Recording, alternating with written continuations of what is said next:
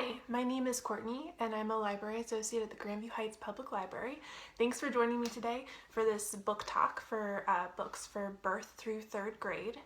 I normally work upstairs more with the adults in the fiction department, so you might not have seen me very much if you come in looking for children's books, but I do spend a lot of my time every day checking things in. So a lot of the books I'm going to be sharing with you today are things that I've discovered because you have discovered them, because somebody checked them out and then enjoyed them and brought them back. I also will say that I think I'm going to say it pretty much with every book that the illustrations are beautiful. I am a real sucker for illustrations. I think there are some incredible artists who are illustrating and designing these picture books, so I'm excited to be able to participate in this program and share some really beautiful things that I've found because of you. So my first book is a board book. This is called Sweetest Kulu, and it is by Selena Colic and illustrated by Alexandria Neonakis. So this book is a lullaby. I believe it's also available as a picture book, so if you don't want it for the little kids, you don't have to, but it is, as I was saying, gorgeously illustrated. It is a mother singing a lullaby for her child, and it's set in Canada, and actually this is published by a publisher called Inhabit Media, and they're a Canadian publisher who publishes all stories by and about Canadian Indigenous Native peoples. And Selena Colic, the author, is an Inuit throat singer, and she wrote this song. And basically the idea of the story is that all of the Arctic animals are coming to visit this little baby and teach him lessons about respecting the earth, appreciating balance, working hard. So the traditional values of her community.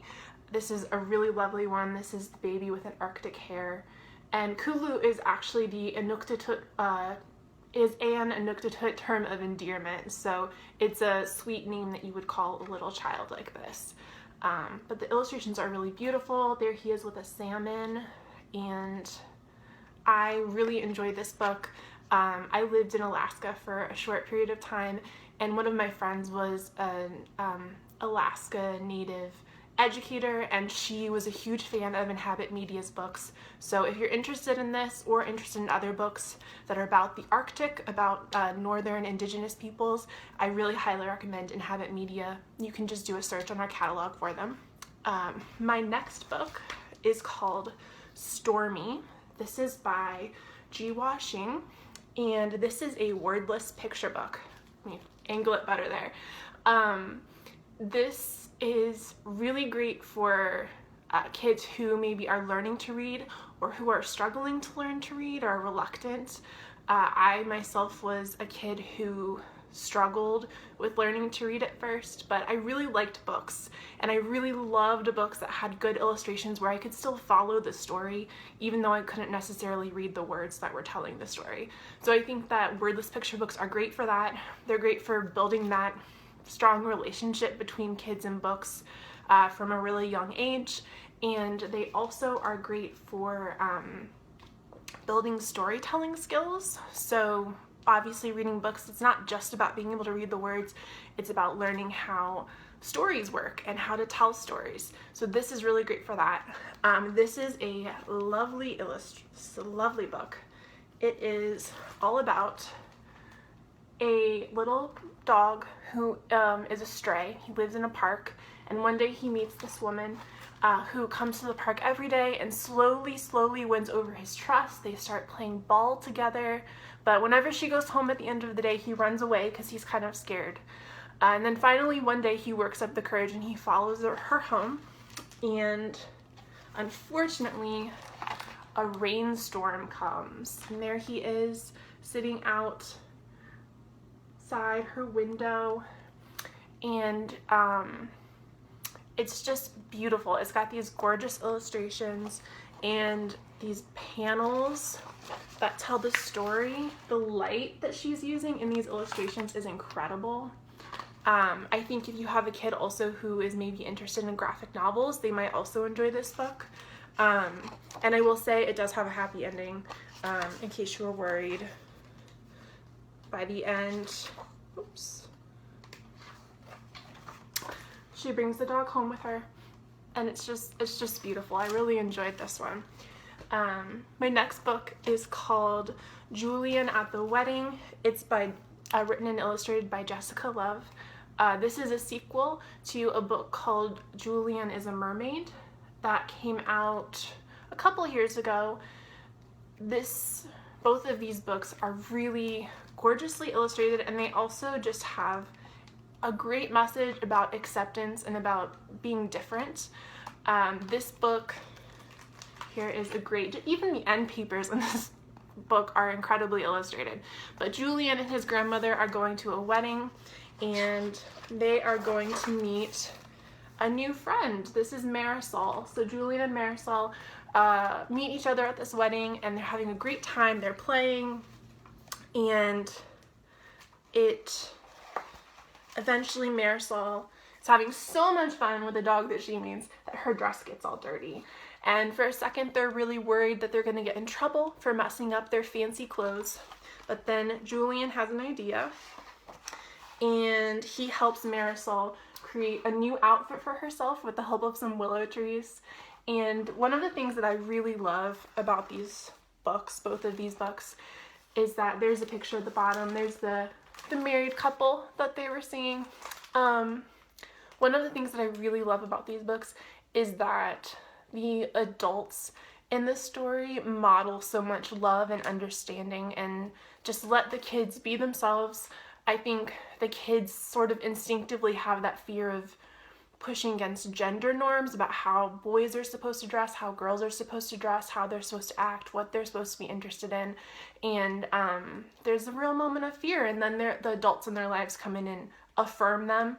And it's just a beautiful message. It's beautiful illustrations. I love that it's almost on brown paper, like it's a lunch bag or something. I think that's beautiful. So anyways, highly recommended this book. I think that it's great for kids who are just starting out with picture books. There are not a lot of words in here. A lot of pages don't have any words. Some of it's just one sentences. So yeah, it's a good starter. My next book I'm going to share with you is by Julia Denos. This is called Star-Crossed. I hope you can see the glittery details on the front. This picture book, so beautiful. I'm guessing she used watercolor and probably pastels too in her illustrations. It's incredible. So it's about this girl named Ariadne and her friend Akmar. So Ariadne is a girl who is fascinated by the stars. She's a student of the stars, and she spends all her days looking up at the sky and wondering and trying to understand the universe. Here's an example of the really colorful illustrations that they have. So this is Ariadne right here, and as you can see, the text is really big. It's mostly just one or two sentences at a time and word bubbles. So it's another good one for if your kid is just starting out and getting comfortable with picture books. There are a few bigger words, so they might need a little help with defining things. But I think it's a great transition book in that way. So anyways, Ariadne has a best friend, and he's named Akmar. And Akmar is actually a constellation. And every night they hang out together and they chat, and Akmar zooms around the sky and Ariadne runs around on Earth, and they ask each other questions because they're both really curious about each other's lives. And one day they have an idea that they're both going to wish upon a star, and they're going to, well, they don't tell each other, but they both wish for the same thing, which is to be where their friend is. And they actually end up switching places. So Akmar becomes a boy on Earth, and Ariadne becomes a constellation in the sky. And they're a little disappointed by this at first, but then they both realize that they can do all these fun things that they've really dreamed about doing. and they can still talk. They can still talk to each other and have these new adventures, even if they can't necessarily share them together. I think that this book is something that a lot of kids right now can relate to with the world we live in right now. Just not being able to see your friends in person the way that you want, having to come up with new ways of feeling together and connecting with people. I think this is really relatable for lots of kids and probably lots of adults too. So I think this is a great one to share with your kids. This one again is called Star-Crossed. All right, my next book, aging us up just a little bit, this is a graphic novel, and it is called Tiger vs. Nightmare by Emily Tetry. And this book is all about, it's got these great, I really like the illustrations in this one because I think they're almost more kid-friendly. Like they feel like they could have been drawn by a kid, and I think that's really fun. So it's kind of alternates between really colorful illustrations and darker illustrations. The idea is that there's this little tiger and her best friend is a monster that lives under her bed.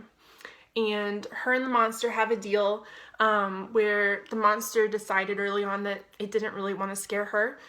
So instead, every night the monster sits up and scares away all the nightmares that come for her so that she never has any nightmares.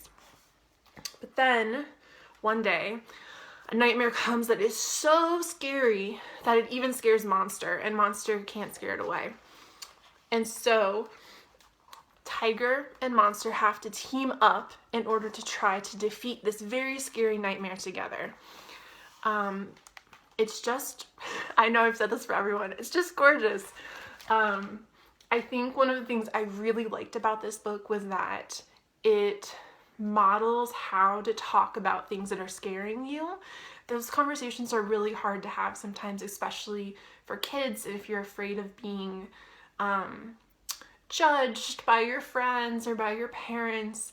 I think it can be really hard to talk about scary things and about things that are changing. And I really like how Tiger manages to talk to her parents about things. She manages to talk to Monster about things, and it also shows how to do problem solving. So how do you fix things? How do you adapt to changes in your life? So that's really wonderful. This is probably great for first or second grade, I think, like school age kids. It's mostly dialogue or like really short sentences, if you can see that. So not too challenging for a read, and really engaging. All right, next up, I have a picture book. It's called 111 Trees, How One Village Celebrates the Birth of Every Girl. It's written by Reena Singh and illustrated by Marian Farrer.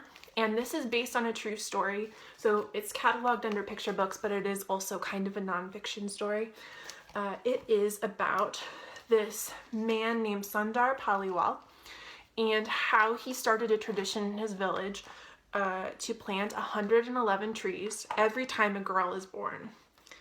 And let me show you, it has these very colorful, nature-filled illustrations. You can see all the animals and the trees.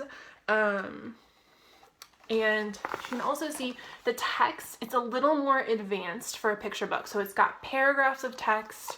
So this is a good step up if you have a kid who's ready to challenge themselves, but it still wants to read picture books, still wants all those colorful pictures to help them out. So basically, through experiences that Sundar has in his life, he comes to this conclusion that for every girl that's born in the village, they should celebrate them.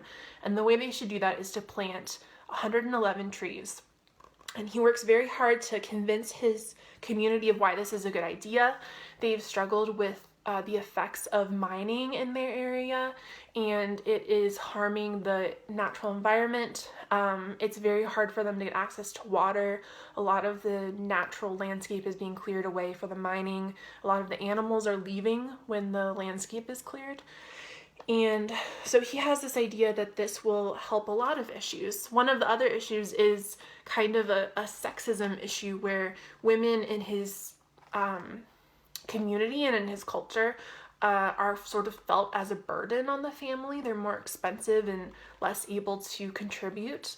And so he makes this deal with all the people in his community that every time a woman or a girl is born, he will get the trees and he will go print them. Sorry. He will get the trees and he will go plant them. But they have to, in exchange, agree that they will always support their daughters through school, let them finish school. They won't make them get married until they're 18, or won't let them get married until they're 18. And they have to care for the trees. And so it becomes a responsibility of the village where every time a girl is born, they go out and the mothers and daughters together maintain the trees, and they decorate the trees in honor of the girls' lives.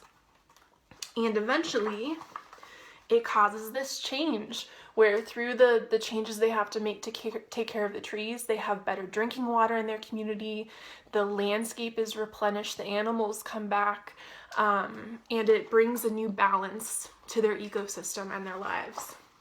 It's got some great informational passages at the back, including some real life pictures of Sundar Paliwal and the trees in his village. This was a really great read. I think it also has some discussion questions at the back.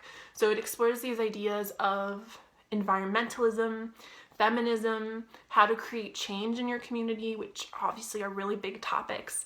But I think that they get at it in a really accessible and concrete way through these examples. So this was a really fun book. Okay, my next book is another nonfiction book. This one is called 5-Minute True Stories of Animal Rescue, 12 Tales of Kindness, and it is by Audrey Andrus. So this book is really great if you've got some animal lovers. It is almost at the beginning chapter level, I would say, because it's got lots of text, it's got lots of photographs too, which is really great. And all different animals and really different stories in it. My favorite is this one. It's about this penguin called Din Dim and his friend Zoao. So Din Dim, this little penguin right here, he washed up covered in oil on a beach in Brazil. And this man found him on the beach and took him home and cleaned him off and got him healthy again until he was ready to go out back in the world. And he took him back out to the ocean. But Din Dim, it turns out, had made a really good friend. And so every year he still comes back and hangs out for about 3 months a year and lives with this man. And it's just a really lovely story. I started tearing up when I was reading it. But there are all sorts of stories in here with some really great photographs to go along with them. So again, like kind of a beginning picture book sort of level. All right. And this book, which is another beginning chapter book, is called Lulu and the Brontosaurus. It's by Judith Forst, illustrated by Lane Smith. And this is the first in a series, so if you like this one, there are more titles to read all about Lulu. Lulu is a great character. She is a girl who knows what she wants and is used to getting it. And anytime she doesn't get it, she will throw a temper tantrum until she gets it. So this is a really different style of illustration than the other ones I've showed you, but I love it. Just like pencil drawings and shadings. It's really cool. As you can see, the text, it's really nicely laid out, so it's not super overwhelming. Still got lots of good illustrations to go along with things. So anyways, Lulu decides for her birthday that she wants a Brontosaurus. And her parents finally put their feet down and say, no, Lulu, we are not getting you a Brontosaurus. No matter how much she screams and cries, they are refusing. So Lulu decides that she's going to go out into the forest and get the Brontosaurus herself if no one else is going to give it for her. So she goes out into this forest. She encounters all sorts of crazy animals who are just driven insane by her and her bad manners and her bad behavior, until she finally meets this Brontosaurus. And it turns out the Brontosaurus really likes the idea of having a pet, but he thinks Lulu should be his pet, not that he should be hers. This is a great story. It's really funny. The author The narrator talks a lot to you. She gives you multiple endings, so you can choose which one's your favorite. It's also, Lulu's got so much attitude, which is great. And it kind of models how you can learn good manners, be polite, and still have your personality, your very strong personality intact. So this one was really fun for me. And the last one I'm going to share with you, it's kind of a bonus. This one is called Island of the Ants. It's by Eva Ibbotson. This one's a little older. It's kind of at that crossover place between the youth services department and more of the juvenile fiction. So it is way more of a picture book. As you can see, lots of text, but it's still got illustrations mixed in, which are these really lovely illustrations by Kevin Hawkins. And this is one of my all-time favorite books. When I was in 3rd grade, my teacher read this book aloud to us, and I do think it works really, really well as a read-aloud book for younger kids too. But basically the idea is that there are these 3 ants who live on an island, and they take care of, it's kind of a secret island where all of these animals and creatures wash up who've been injured or affected by pollution or other things. And then ants nurse all of the creatures back to health until they're ready to leave the island if they want. And there are all sorts of animals that wash up, including lots of magical creatures that wash up. One of my favorite things about reading this book when I was a kid was learning about all of these magical creatures I had never heard of before. But basically the ants are getting older, and they decide that what they really need is children. They need some good, reliable children to come and learn how to take care of all of the creatures on the island, so that one day when they're not there anymore, there will still be someone there to be caretakers for the island. And they come about not the best way of handling this. They decide that they're going to go kidnap some children because they decide some children just need to be kidnapped. Here is a great wanted poster for them.